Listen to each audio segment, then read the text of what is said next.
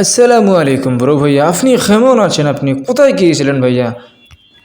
ওয়ালাইকুম আসসালাম। আমি তো ভালো আছি, মাগার তুমি এত চেঞ্জ হয়ে গেলা হুট করে, বড় ভাই কইয়া সালাম দিতেছো, কত সম্মান করতেছো, ঘটনা কি? আগে তো দেখা হলে তুই তুই করে কথা কইতা। কি বলেন ভাইয়া, সামনে আপনি এত বড় পদ পাইতেছেন, আমরা কি আপনাকে আর তুই তুই করে কথা বলতে পারি? আরে মরজালা খাইছে, পথ পাইতেছি মানে আমি তো নিজেও জানি না কি পথ পাইতেছি, কি ঘটনা কি কি কইতেছো ওগুলো আবুল তাবুল।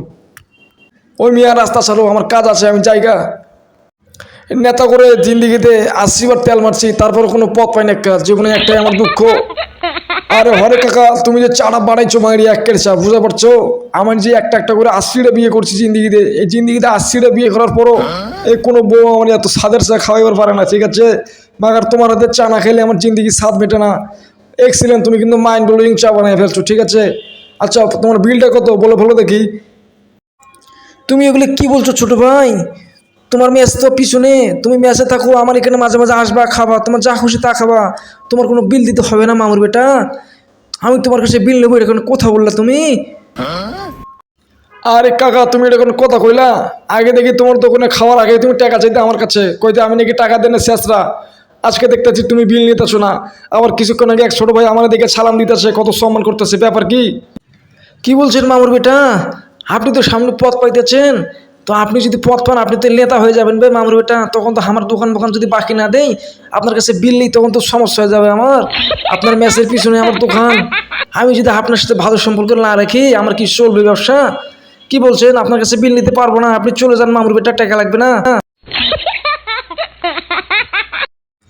আরে আমার যে যোগ্যতা, আমার তো একটা দারোয়ান হওয়ার যোগ্যতা নাই, আমি নাকি পথ পাইতেছি, কি কইতেছে হোক? ও নো, মানে ছোট ভাই তুমি কোথা থেকে এসলা? আমি তো তোমাকেই খুঁজতেছিলাম। কংগ্রেচুলেশন, তোমাকে স্বাগতম।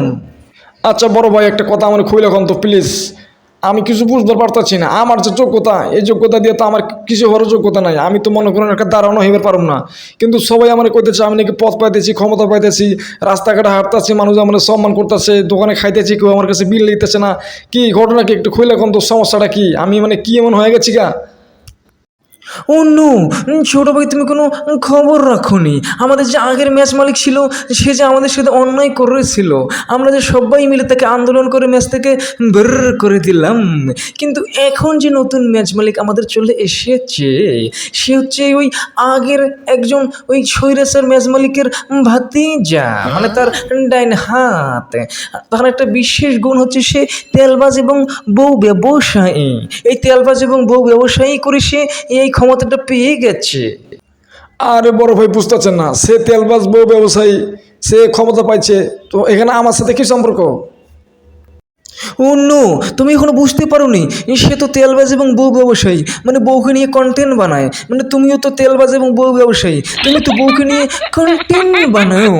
তো সূত্র কি দাঁড়ালো, মানে তোমাদের যে লিডার, তোমাদের যে হেড, সে তো ক্ষমতায় বসে গেছে।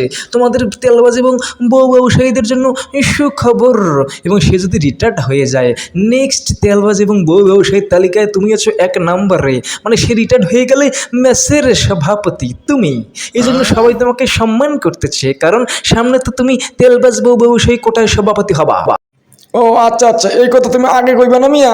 শোনো, আজকে থেকে সব কিছু পরিবর্তন হয়ে গেছে, ঠিক আছে? আমি এতদিন থেকে তোমার ছোট ভাই ছিলাম, আজকে থেকে আমি তোমার বড় ভাই, তুমি আমার ছোট ভাই। রাস্তাঘাটে দেখা হলে আমার লম্বা করে একটা সালাম দিবা। আর হচ্ছে ওই যে আমার একটু সকাল বিকেলে একটু আমার নাস্তা পানি এনে দিবা, পান সিগারেট একটু এনে দিবা। আর শোনো, এই ব্যাগের মধ্যে সবজি আছে, আমার স্পেশাল সবজি, এটা মেসে নিয়ে যাও, মেসে নিয়ে সুন্দর করে আমার সবজিটা তুমি রেডি করো, আমি এসে একটু হুকার মধ্যে সবজি দিয়ে সবজি টানবো। যাও যাও, আজকের থেকে মনে রাখবা, ছোটবার একটু সেবা যত্ন করবা, নাহলে কিন্তু ম্যাচ থেকে বাইর করে দেবো, ঠিক আছে? সামনে কিন্তু আমি তেলবাজ এবং বউ ব্যবসায়ী কোঠায় পথ পাইতেছি।